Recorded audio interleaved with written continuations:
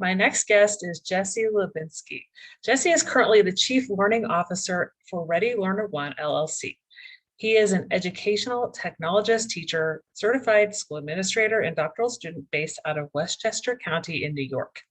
Prior to entering the learning space, he was a technology consultant for Fortune 500 companies, specializing in network engineering and software development projects. Jesse is a co-author of Reality Bytes, Innovative Learning Using Augmented and Virtual Reality, and the Esports Education Playbook, Empowering Every Learner Through Inclusive Gaming. He has also been published in the books The Chromebook Infused Classroom, 100 No-Nonsense Things That All Teachers Should Stop Doing, High-Tech Teaching Success, a step-by-step guide to using innovative technology in your classroom, and Fueled by Coffee and Love, a Brew Perspective. Welcome to the podcast, Jesse. Thanks for having me. See, I've lived 1,000 lives. I just have to keep doing more, so I keep building that up. So that the whole show is just a recitation of my resume. Yeah. Well, I've been following you for a while. We've been connected on Twitter, and you're also one of the 100 Stop authors, the hashtag 100 Stop. So we'll talk a little bit about that as well. But I'll start out with the question I always start out with is, tell me about a time when you were in the trenches and managed to crawl out. So yeah, we talked about this a little bit before we started recording, and I was like, wow, I have a bunch of different directions I can go with this question because, I was thinking we're in New York. We're still kind of coming out of those first few weeks of the beginning of the school year. And that brought me back to like both being a classroom teacher as well as being a technology director and kind of the hectic nature of the start of the school year. But I think where I landed on this question was thinking back to my first couple of years of teaching. Mm-hmm. I was a career changer. So I went into the classroom from the technology space. I did the New York City Teaching Fellows program. So they threw me into a classroom on day one. I had no teacher education prep classes. Mm-hmm. They were like, you'll learn as you go along. And I just remember those first few years, I would be up to like 1:30 in the morning doing lesson planning and printing out my lesson plans. And back then I was printing them out on transparency so I could show them on the overhead projector. I'm sure there are people listening like, what is he talking about? Google it. It's I'm sure you've seen one before, but and then this year, I actually started teaching undergrads for the first time. And I'm teaching this semester pre-service teachers who are preparing to go into the elementary classroom. Mm-hmm. And specifically, I'm teaching them how to teach math, which is what I taught when I was in the classroom. Mm-hmm. And I asked my students, what's their biggest fear? What's the thing they worry about? And one of my students said, I worry that I'm going to have 30 kids in my class and I'm not going to be able to meet the individual needs of each student. And I said, okay, well, I don't know if this is going to be a popular answer. I hate to be that guy who's going to I don't want to bring it down, but chances are you're not going to be able to meet 30 kids exactly where they are. But that's why you do the whole teacher prep piece, is to kind of learn strategies to be able to group and to pair students up and to figure out strategies and techniques that will allow you to do that. Because the truth is, if you start trying to meet the needs of 30 individual students all at the same time, while we talk about it like it's an easy thing to do, you'll burn out in a year or two. And I think for me, learning some of those strategies and learning how to kind of cope with the tidal wave that's constantly coming at you as a classroom teacher, that getting to that point where I finally didn't feel that way, where I could sit down at night and actually be like, wow, I can sit down and watch a TV show or read a website or a book or do something. By the way, those days are long gone. I'm already back to like working all night, but I feel like that was a big step for me as a teacher, was learning some of those coping mechanisms and learning it's okay to, reset expectations so that I'm not driving myself to the point where I know I'm not going to make it out of that hole. Yeah. And that's the thing we need to constantly remind ourselves when we go back to the beginning of the school year, or we change maybe a job assignment or, an environment where we worked at, like try not to fall back into those old habits of, bringing papers home to grade. Because when I taught English, especially, I was guilty of that. Right. And, just kind of have that off button, especially if you're in a job where there's a lot of paperwork, a lot of just sitting, in front of the computer, you need to have that time where you're like, okay, I'm not going to sit at home and enter all this paperwork, right? So, Well, that last week I caught up on all my grading, and then uh, 2 days later I was like, "What just happened? I have 4 assignments worth." Like, it's all fun and games when you're assigning the work, but then when yeah. you have to grade it and give feedback, you're like, "Oh no, what's happening?" And for the first time in a long time, I'm like, I better keep up with this and not let it get away from me, because I won't be able to recover if Mhm. I don't keep on top of it. So, but those are the things you learn over time. It's my big fear is, that's why I think the question you ask is such a valuable one, because new teachers, I mean, you see teachers are exiting our Yeah. profession faster than we can add new teachers in. And my fear is the burden that these new teachers have is so heavy to carry. It's such a heavy Mhm. load Mhm. that if we're not basically coming in from the start and saying, hey, we need to equip you with ways to kind of manage your way through this, Mhm. we'll be losing them as well. And Mhm. Mhm. it goes beyond us, right? It's not just us. And you mentioned we were both co-authors in the 100 Stop Series project, 100 things teachers need to stop doing. And there's another one coming out with 100 things school leaders need to stop doing. And I think as we start to shift from teachers to school leaders, it's ultimately what can leaders do to lighten that burden on our Mhm. teachers, because Mhm. the pace right now is not sustainable. Mhm. Mhm. Yeah, and let's talk about that book series now. Rick Jetter was the one who compiled the authors. So last fall, we submitted our chapters for the 100 Stop series for teachers, and that was published in May. And so you're also part of the 100 Stop administrators book. You're saying this will probably come out early 2022. And so let's talk a little bit about those chapters that you wrote Sure. for the teacher edition, and also what you've submitted for the administrator edition. Yeah, one thing I loved in reading all the stories from the book was they are all such personal takes on a Mm-hmm. lot of these questions. And I don't know if I'm going to say something that's not popular right now, but I don't agree with all 100 things that are in the book, right? Yeah, But that's the nature of it, right? So it's yeah, some of them might really resonate with me, and other ones I'm like, yeah, I don't know if I need to stop doing that. That yeah, I might write a counter chapter to that chapter, but yeah.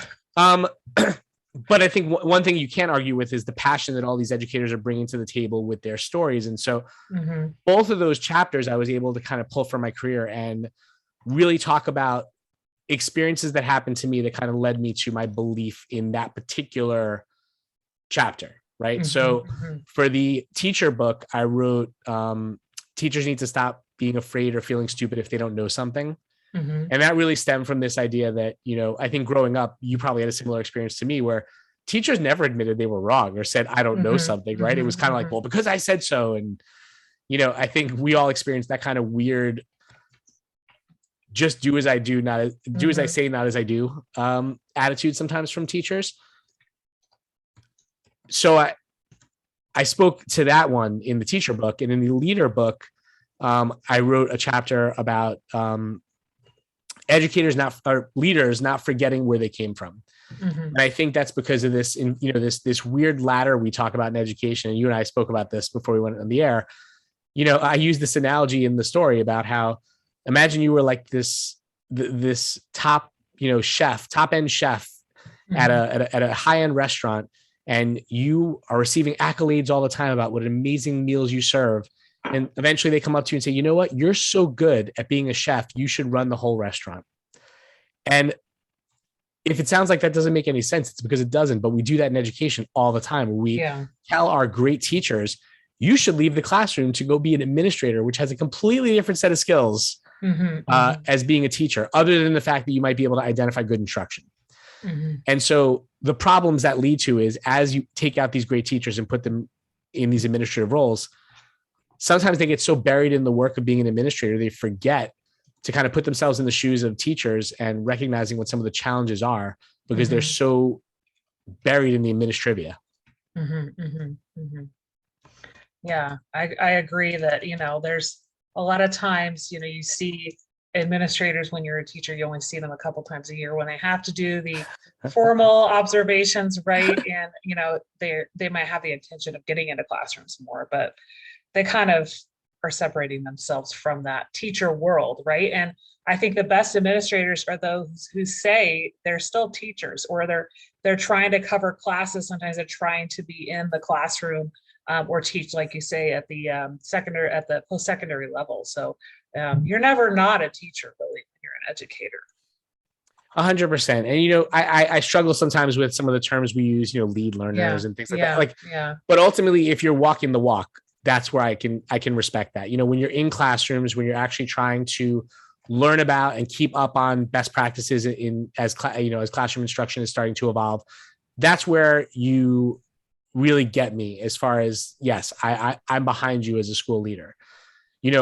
Obviously my background is in technology. And one thing I've always found when we do work with schools is sometimes school leaders who are supposed to be evaluating teachers have no idea what they're supposed to be looking for when it comes to, to effective use of instructional technology. And that's a conversation piece we often have in terms of how do we build capacity for school leaders so that they can be having those conversations, because that's what teachers are looking to them for, is leadership with regards to helping improve teaching and learning outcomes for, all students.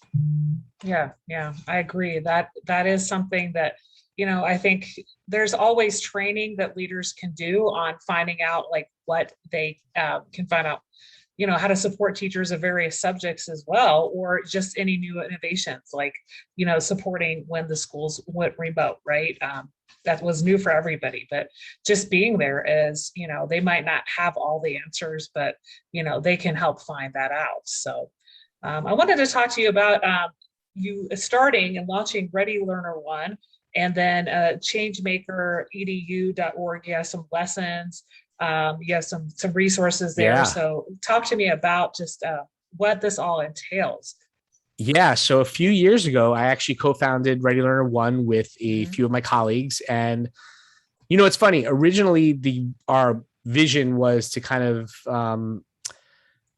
improve adoption timelines for emerging technologies in the K-12 and higher ed and corporate spaces. We were super into like AR, VR, which is, we wrote Reality Bytes, right? When we kind of company actually started as a book and then became a company. But then the pandemic hits and all of a sudden we're like, wow, maybe now is not the best time to be like pushing people to be trading headsets back and forth, right? And everyone thought, wow, virtual reality, this is the time. And we're like, I don't know. I don't want to take a headset from you and put it on because COVID and everything. And so we started to really take a look at, well, what are we actually trying to do beyond AR, VR, beyond esports, beyond trying to help schools implement these types of technologies at a much faster rate, because we believe that it's important for students to get the benefits of all of these technologies. Really what we realized was we were trying to improve professional learning. And so that led to a partnership with the Madison Institute, and we co-founded Changemaker, changemaker.edu.org. You mentioned the website. And there we have a professional learning platform where we actually have thrown 2 large conferences over the past 2 summers, each getting around 2,000 educators, free conferences. We had the 2021 National Teacher of the Year was our keynote this year. We had 20 state teachers of the year present for us. The idea is to, for lack of a better term, democratize professional development. So one problem we often have. Are you going to edit or no? Sorry. Do we edit? You're okay. One problem we often have in professional development is there's not an equity of opportunity in terms of me bringing in high quality presenters, right? If I'm a school who's in a low socioeconomic area or maybe a rural district, I don't have the funds to necessarily bring out top level speakers. So we're trying to provide that high quality professional development using a shared cost model where basically any school can participate, any school can micro credential, any school can, make these types of offerings available to their entire staff, regardless of what they teach. Like, so we're not just doing technology, we're doing, anything from SEL to equity work to even working with, school counselors, things like that. So we're really making a push to really try to reinvent how professional learning is done post pandemic. Yeah. And I think that is something that has really kind of exploded in terms of people being able to take, anything that they wish. And a lot of it is free through these organizations, right? Like you put on this conference in the summer. And I think it's becoming a lot more accessible. And we talked a little bit about, in-person versus virtual conference. And, I think I prefer the in-person, but it is, you do have to pay when it's in person, right? So. Okay. So without question, I would always prefer, and even when I do work with schools, I prefer being in person and being in the room with them. But I also know that as we start to take a look at the cost models and the things that have to change as we start to shift, we want instruction for our students to be in person. But is it possible that we could still achieve some of the benefits of what we've been trying to do with our professional PD through a virtual environment? And are there additional benefits that didn't exist before through using a virtual model? And so we believe we've kind of nailed down the secret sauce, so to speak. And so we have a bunch of different flavors of models that we offer districts, whether it's, custom professional development that's tailored to them, or it is using the offerings we have. We offer like 50 to 100 courses each year that can be taken, that are available to our subscribers. We have a bunch of different models, and it's been interesting to kind of get feedback from districts in terms of what they like and what they want more of. And we've been able to kind of tailor the offerings even more to those needs. And what's something that a lot of districts are saying they want more of? Is a common thread that you're seeing? So interestingly, it's kind of pairing our offerings with what they already offer internally for their staff. So one place for all of that. So on our platform, we're actually providing channels for our schools where they can put up all of the stuff they already have. We can attach micro credentials. We can have them, take a look at who's taken what class and when and things like that. So I know certain districts that are our members will often give their teachers on a PD day, they'll say, go onto the platform and take 1 or 2 courses, and we can run reports on who's taken what. And it could be either a single class, a series of courses that, we have assessments that are attached to them, because in certain states, they want to meet, different states have different requirements as to what can count toward continuing education hours. And so it's been kind of fun to navigate that process of figuring out what we need, how we need to kind of pivot a little bit. So we had to make it in certain states, you can't fast forward the video because you need to have the guaranteed seat time. Others want an assessment attached to it. So it's been fun to kind of build out our set of offerings to match some of those needs at the state level. And you're giving these possibilities to people in different states. So it's kind of a little bit on your company trying to find out the requirements as well. Is that a learning process for you all? Or is right. So it's the process of, no, so it's the process of working at the state level to find out how our courses can be taken by teachers who need continuing education credits for certification hours for that. Because obviously when you could do that, it's a more enticing thing to take part in, because now it's you're actually addressing a few different needs at once, not just professional learning needs, but also the needs of maintaining certification and things like that for some of your teachers. Yeah, and we definitely want to provide something that they can benefit from and get that salary enhancement from. And I know, like at the building level, a lot of the time it's that sit and get PD. It's the, we're just going to give the same thing to everybody. And I think post-pandemic, a lot of principals are seeing, we're going to tailor it to the needs, right? We have the new teachers, we have veteran teachers, we have people in the middle, we have people that are familiar with tech, people who aren't, right? We're not doing that sit and get anymore. So working with Ready Learner One and, organizations like that definitely will help them kind of cycle through and also, pair what you have with what they're already using. So I think the thing we're the most proud of so far is that, every district we met with, we've been able to meet their specific needs and that the platform is versatile enough to be able to handle that. So I think that's the thing we were worried about is, can we handle kind of like the 30 different children, going back to that at the beginning of the story.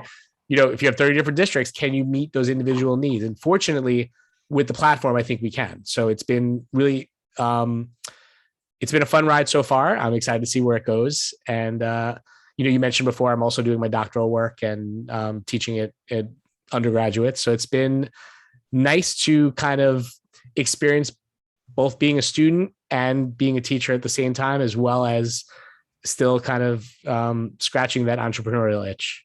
And what are you doing your doctorate in? So interestingly, it makes sense to kind of align it with the work we're doing with our platform. But right now it looks like I'm going to be doing my dissertation work on micro credentialing. Okay. So I'm really fascinated by taking a step back. So when the pandemic hit, right, I was Mhm. totally, I put on all that pandemic weight that everyone else put on because I was sitting on the couch, just basically eating Ben and Jerry's and being depressed.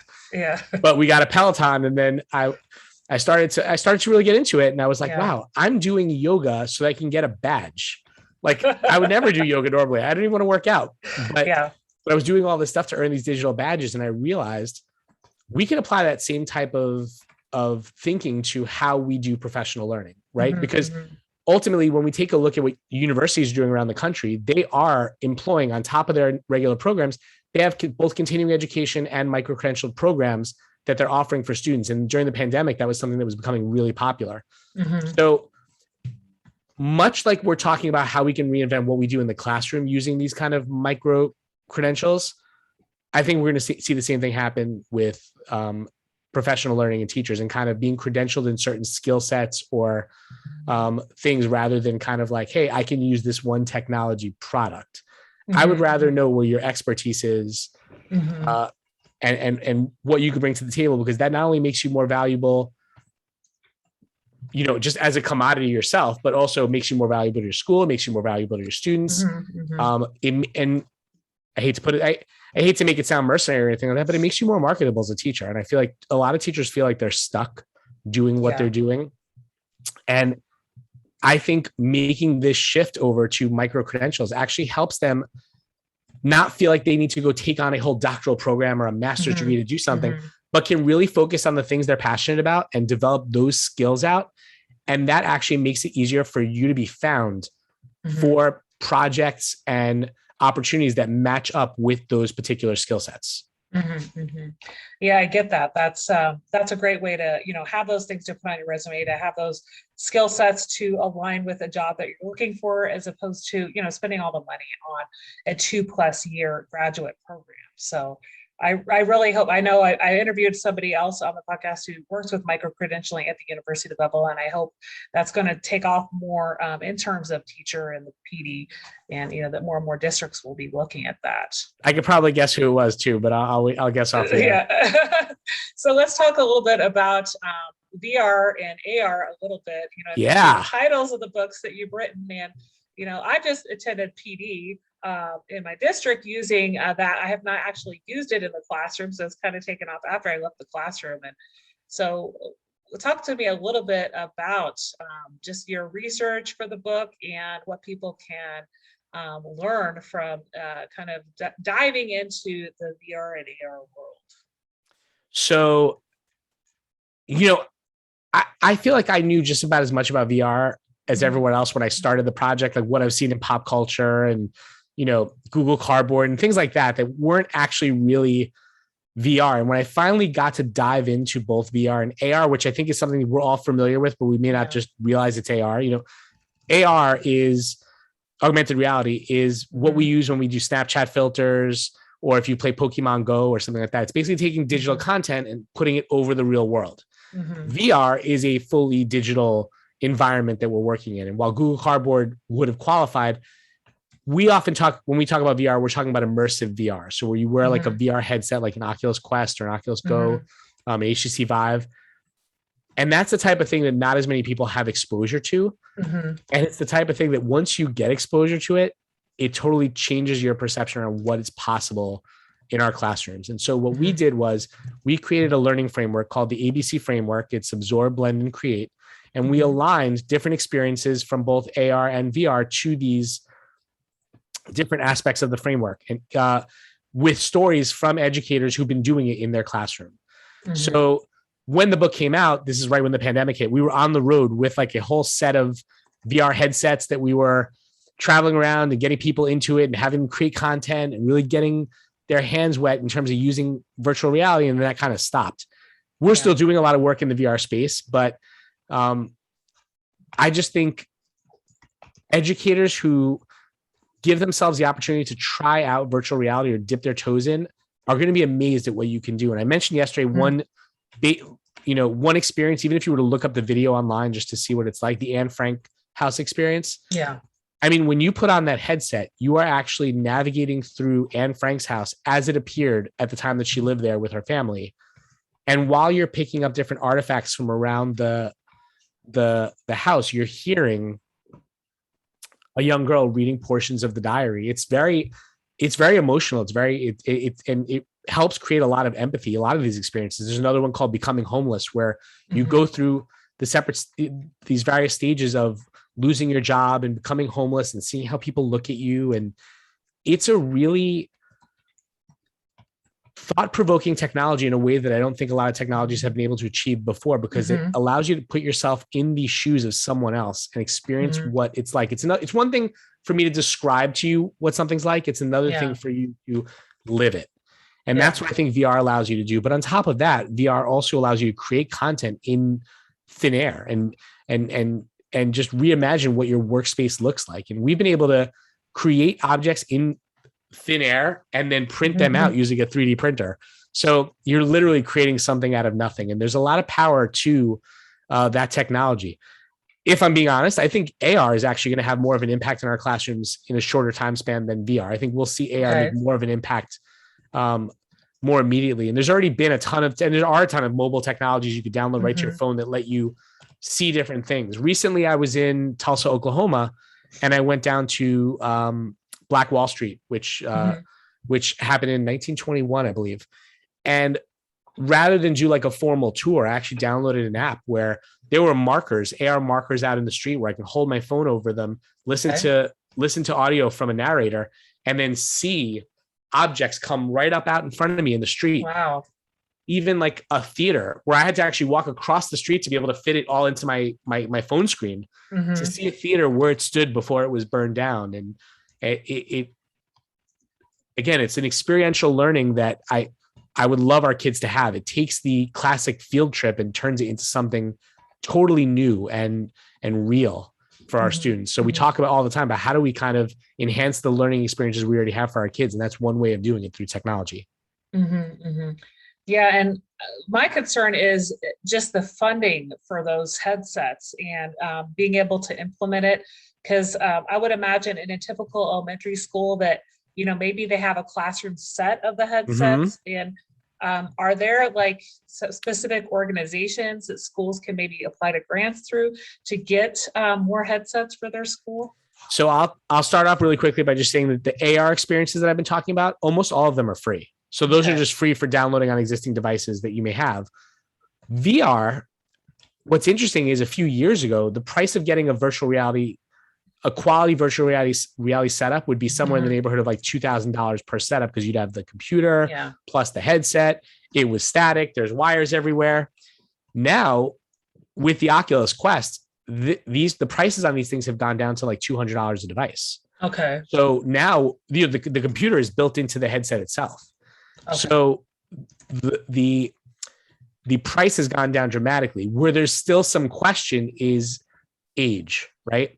So, most of those Oculus type apps, they recommend for age 13 or older. So for our younger students, they don't really get the benefit of it because it's not recommended for them to be using it. So I would be hard pressed to say, hey, go out and get 30 headsets for your elementary school when ultimately even Oculus isn't saying that that's okay. But as they get more data and research, it's showing that, it isn't as, it shed some light onto the effects for the use of children. And I think we've been seeing a lot of success in some of the schools who've been employing these technologies.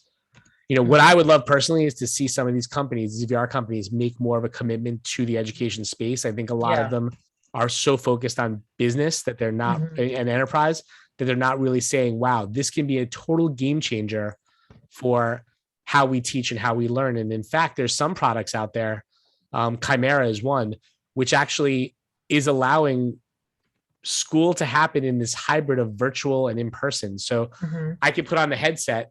I see the teacher right in front of me like I would if I was in the classroom. But if I look around, I see all the students alongside of me, and they're all virtual and at home as well, but I still see representations of them. So there's a camera in the room with the teacher that's putting the image of the teacher in.